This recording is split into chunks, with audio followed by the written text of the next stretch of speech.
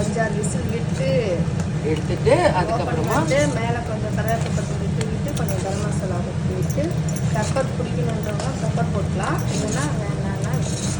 ஓகேம்மா. Okay sir, mutton குழம்பு ready. எப்படி வாசனை வச்சுட்டிங்களா மிளகாத்தூள் போட்ட உடனே? உனக்கு வாசனை, உங்களுக்கு எனக்கு எதுவும் இல்லை. மட்டன்ல ஒன்றும் தெரியாது, மீன் தான் ரொம்ப பயங்கரமா வாசனை அடிக்கும். மட்டன் குழம்புலேயே போட சொன்னாரா?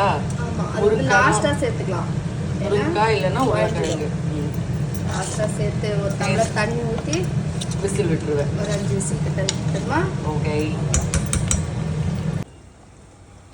ஒரு பக்கம் ரசம் சுத்துகிறது, ஒரு பக்கம் மட்டன் குழம்பு கொதிக்குது. ஏண்டி அம்மா இவ்வளோ என்ன? அப்படிதான் தெரியும், அப்படிதான் தெரியும்.